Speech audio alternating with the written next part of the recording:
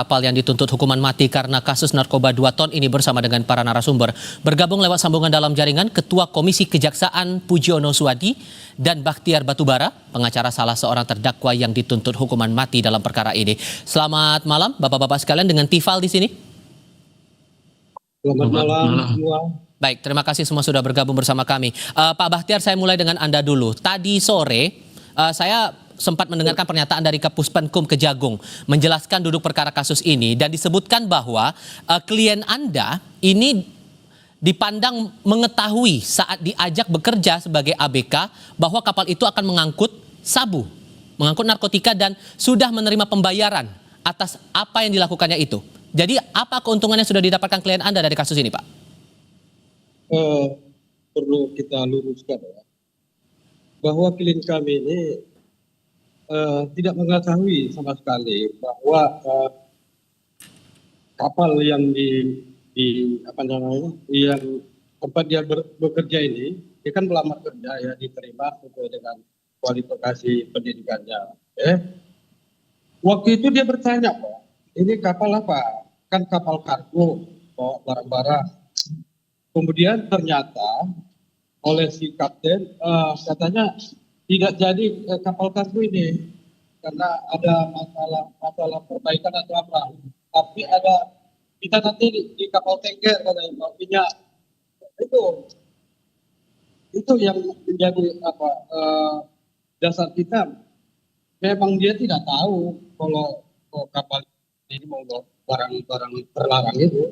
Kemudian setelah berlayar itu di tengah laut memang benar ada kapal kecil yang merapat ke kapal mereka ini. Kemudian barang-barang yang ada di kapal yang merapat ini dipindahkan ke kapal mereka ini. Kalau klien kami ini, si Pandi ini kan bagian mesin, dia kan di bawah di mesin.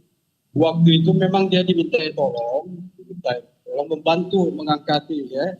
Disitulah dia bertanya sama chief officer-nya, ini barang apa ini? Officer bilang itu emas dan uang katanya. Tapi si Pandi merasa nggak enak juga, nggak nyaman juga rasanya. Jangan-jangan ini nanti bom ini. Letak kecurigaannya itu apa, Pak? Kenapa dia curiga atas barang yang ada di tengah laut itu? Karena masuknya tengah malam pula. Kan tengah malam nih, sekitar jam berapa itu? Malam itu masuknya itu. Dan pakai sorot lampu, ada semacam apa katanya kode di kapal yang merapat ini. Ada kodenya lah. Jadi yang kapal si Pandi ini salah satu ABK-nya juga dia yang tahu kode itu. Akhirnya merapat, barang-barang itu pindahlah. Waktu dipindahkan itu, jadi ABK ini semua diminta tolong semacam estafet gitulah barang itu. Oke. Di situ dia udah bertanya sama chief officer-nya bagian barang itu. Dibilang itu emas sama uang, nggak apa-apa katanya. Kemudian besoknya paginya dia nggak enak, langsung bertanya sama kapten. Kapten juga jawabannya sama. Dan kapan klien Anda menyadari bahwa barang itu ternyata adalah narkoba, Bang? Curiga. Oke, ya awalnya curiga, tapi kalau kemudian sekarang kan disebutkan bahwa barang itu narkoba, baru akhirnya menyadari itu setelah pas penggerebekan itu atau gimana? Klien kami itu menyadari kalau itu narkoba setelah itu di pelabuhan Tanjung Uncang di Batam. Setelah dibongkar ya sama pihak Bea Cukai dan BNN waktu itu. Oke. Digeledah, diperiksa, disitulah mereka sadar ini kalau itu ternyata narkoba. Oke. Pak Puji, saya ke Anda kalau begitu. Dari pihak keluarganya Fandi bersama dengan pengacara Hotman Paris Hutapea juga sudah menyampaikan beberapa hal. Sejak sebelum dia akhirnya bekerja di kapal itu disebutkan bahwa ia bekerja di kapal kargo. Tadi sudah dijelaskan juga oleh pengacaranya bahwa sempat ada kecurigaan, kemudian ada penjelasan dari bos di kapal itu bahwa itu disebutkan uang dan emas, baru belakangan saat penggerebekan diketahui bahwa itu narkoba. Jadi bagaimana kemudian dari Anda selaku Komjak melihat bahwa ada peran dari Fandi ini yang kemudian dianggap ikut terlibat dalam masalah pengedaran narkoba itu? Ya, pertama begini, ada dua versi yang beredar baik di media maupun di persidangan ya. Baik itu di media ya versinya pengacara, versinya Mas Fandi, dan juga versinya penyidik maupun penuntut umum yang kemudian beredar di baik itu di fakta persidangan, di persidangan ataupun kemudian di media. Nah, terhadap dua fakta ini kan kita harus mengetahui bahwa hukum pidana kita itu kan untuk menegakkan benangnya dibutuhkan prosedur. Nah, prosedurnya ini celakanya kan dalam beberapa hal belum bisa membuka tabir terhadap akses kuasa. Tabir kuasa itu misalnya dalam pengumpulan beberapa alat bukti yang kita lihat ya. Dalam alat bukti yang kita lihat kan membutuhkan saksi, baik itu saksi fakta, keterangan ahli, dan beberapa yang lain itu dibutuhkan kuasa. Nah, sementara kalau kita lihat riwayat dari Fandi ini memang ada jebakan ekonomi dalam tanda kutip ya yang kemudian menjadikan dia terpaksa bekerja di tempat yang ya mungkin sebenarnya dia tidak berniat ke sana, atau bahkan kemudian bisa dicurigai gennya itu bahkan kemudian bisa ditelusuri juga, dugaan melakukan TPPU juga memungkinkan karena kan orang-orang yang terjebak secara ekonomi kemudian ya melakukan akhirnya pada akhirnya tidak ada pilihan lain ketika sudah di sana melakukan kejahatan itu yang kita sebut ya narkoba itu kan musuh bersama ya, dan itu sebagai masih kejahatan luar biasa di Indonesia. Nah, itu yang pertama. Nah, yang kedua juga yang perlu kita lihat juga yang ya seharusnya kalau kemudian kuasa tabir prosedur itu dibuka kan bisa kemudian dalam KUHP baru itu memberikan beberapa peluang. Misalnya peluang satu adalah saksi mahkota. Saksi mahkota itu dia bisa kemudian si Fandi ini bisa kemudian memohon baik dalam proses penyidikan maupun penuntutan untuk kemudian tidak dihukum mati bahkan seumur hidup, bahkan kalau ancaman pidananya itu di bawah 7 tahun kan bisa pengawasan ya. Nah, yang kedua juga selain saksi mahkota ini proses kan belum berakhir di fakta persidangan. Memang kalau kita lihat karena kurangnya kuasa itu sehingga seolah-olah bahwa Fandi ini mau tidak mau terlibat dengan 5 ABK yang lain seperti melakukan perbuatan bersama-sama, baik itu dengan kesengajaan maupun dengan kelalaian yang secara sadar kemudian muncul di sana. Tetapi ada sisi yang kemudian harus dilihat adalah di dalam KUHP baru kita itu, dalam KUHP baru kita itu, ketika ada benturan antara keadilan dan kemanusiaan ya, antara keadilan dan kepastian hukum, antara kepastian dan keadilan, maka yang dipilih adalah keadilan. Ini masih ada gerbang terakhir di hakim, maka kita berharap nanti di hakim bisa kemudian memutus berdasarkan keadilan yang sebenarnya bisa menggali.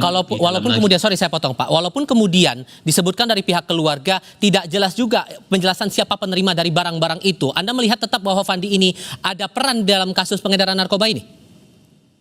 Ya, kalau tentu kalau hanya melihat secara sekilas ya berdasarkan peredaran media sosial dan beberapa fakta persidangan termasuk yang kita minta dari kejaksaan, fakta persidangan itu tentu juga sangat tidak bisa lebih dalam. Hakim yang kemudian melihat secara faktual di persidangan itu bisa kemudian memutus. Kalau jaksa itu kan memeriksanya kan dasarnya dokumen ya, dokumen yang kemudian disidik oleh tim BNN dari BNN kemudian jaksa mendapat limpahan itu, bisa jadi jaksa juga melihatnya belum secara utuh terkait latar belakang segala macam. Seketika kemudian sudah ada 2 alat bukti yang cukup dan kemudian tidak ada alasan-alasan meringankan, misalnya ada ahli yang mengatakan bahwa dia di situ dia di situ karena dijebak segala macam karena ketidaktahuan dia dan segala macam itu yang kemudian bisa meringankan di fakta persidangan. Prosedur inilah yang kemudian jadi batasan. Nah, kita paham itu. Karena itu ya. Sorry, saya harus kasih ke Pak Bahtiar sekarang. Pak Bahtiar, ada satu hal yang belum selesai juga terjawab tadi dari pertanyaan saya di awal. Karena disebutkan ada pembayaran yang diterima oleh Fandi dari kegiatan ini. Apakah ada keuntungan yang didapatkan Fandi atau bayaran berapa yang diterima Fandi dari kasus ini? Oh, kalau itu kalau bayaran terkait dengan gaji dia memang ada pinjaman istilahnya. Dia gaji dia kan $2.000 nih, Hmm. sekitar 30 juta ya. Itu setelah orang tuh berangkat berlayar itu ditransfer ada sekitar 8 juta. Hmm. Dan itu spesifiknya pembayaran Pinjaman. itu sebatas pada kerjanya dia atau ini ada hubungannya dengan pengedaran narkoba itu? Tidak, tidak. Ini bukan dengan kerja karena memang di kontrak kerjanya kan dia kontrak kerjanya 6 bulan, 6 bulan per bulannya 2.000 US. Jadi itu pembayaran semacam dipanjarkan lah dulu. Kan mereka ini kan nggak pegang duit, ini mau berlayar ini, yang mau ditinggalkan sama keluarga, mau ini, itu maksudnya. Saya minta penegasan Anda. Apakah ada keuntungan yang didapatkan oleh Fandi dalam konteks pengedaran narkoba itu? Tidak ada sama sekali. Dan dia tidak tahu kalau ini ada mengedarkan narkoba, kan tidak tahu dia dari awal. Jadi tidak ada keuntungan, malah petaka sama dia nih masuk di kapal ini, Pak. Oke, atas perspektif dari Pak Puji mewakili Komisi Kejaksaan tadi, posisi Anda akan bagaimana mewakili klien Anda ini, Bang Bahtiar? Kami berharap ya pihak kejaksaan ya sesuai dengan fakta lah, menuntut itu boleh. Kita tidak tidak setuju dengan peredaran narkoba, tapi kita harus menerapkan hukum sesuai dengan porsinya gitu loh. Oke.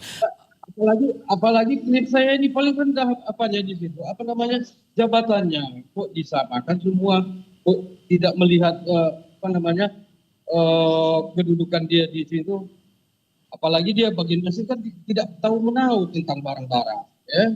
Itu kan yang tahu itu kan chief officer, soal barang-barang kan officer yang lebih mengetahui. Kalau si Pandi ini kan taunya di mesin, merawat mesin, itu aja tahu dia. Karena dia minta bantu, mungkin ya jaksa berpendapat karena dia ikut membantu tadi mengangkat itu. Janganlah disamakan bahwa dia ikut sekongkol di situ. Oke, Pak Puji, dalam konferensi pers yang tadi, Hotman Paris Hutapea juga meminta kepada Jaksa Agung untuk menurunkan tim buat eksaminasi lagi tuntutan ini dan dia bilang demi keadilan surat tuntutan itu bisa dicabut. Seberapa besar peluang itu menurut Anda, Pak Puji?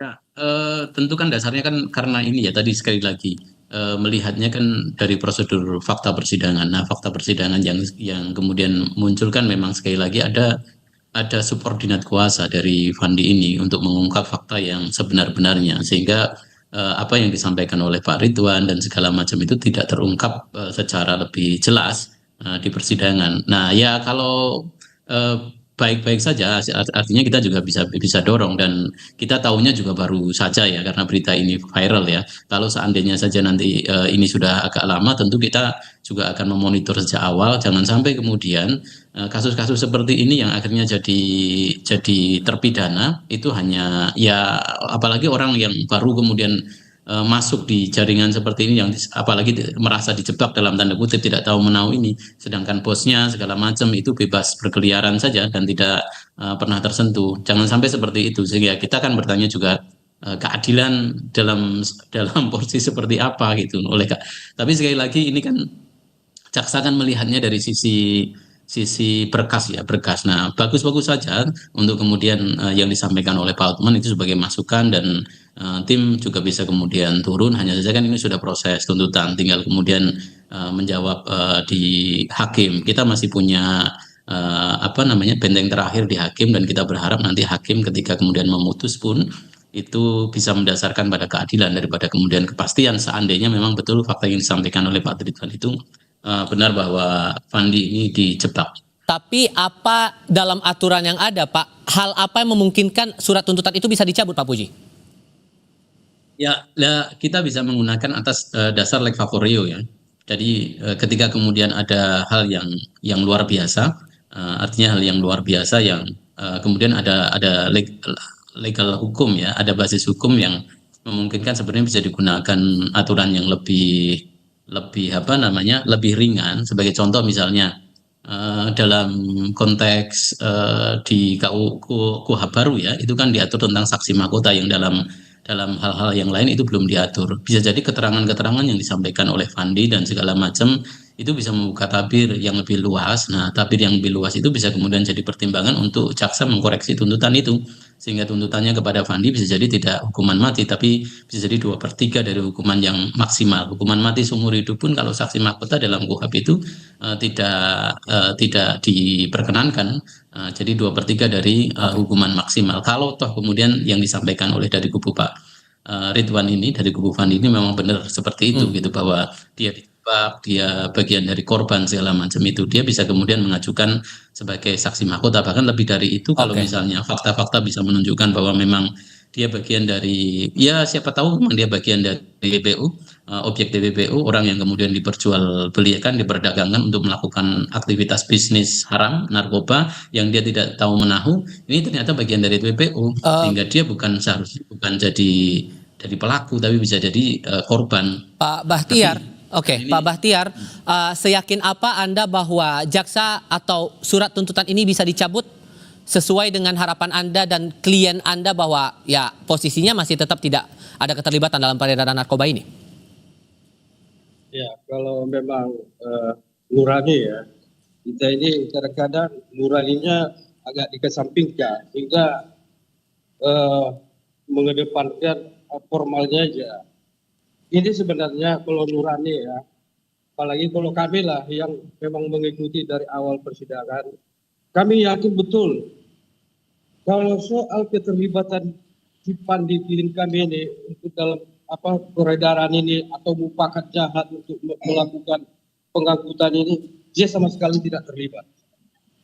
Jadi kalau memang dimungkinkan, kalau bisa dirubah lagi tuntutan itu, ya kami sangat berterima kasih. Ya. Untuk Kemudian tanggal 23 nanti pledoi akan bagaimana, Bang? ya, kalau memang itu kan sudah agenda persidangan ya, agenda persidangan terjadwal ya. Pledoi tetap kita memang disampaikan, tapi sebelum kami menyampaikan pledoi, kami akan bermohon kepada majelis hakim kiranya masih diperkenankan sama kami untuk kemarin itu ada ahli yang belum bisa kami hadirkan karena hal tertentu lah. Kalau memang itu masih dimungkinkan dihadirkan dalam persidangan sebelum pledoi dibacakan atau ditunda pledoinya, kalau hakim perkenankan, kami akan coba menghadirkan agar supaya terang perkara Baik. ini. Oke. Kita masih perlu melihat lagi saat pledoi akan dilangsungkan tanggal 23 Februari nanti. Pak Bahtiar, Pak Puji, terima kasih banyak sudah mau berdiskusi bersama kami kali ini. Sehat selalu semuanya. Selamat malam. ya. Malam.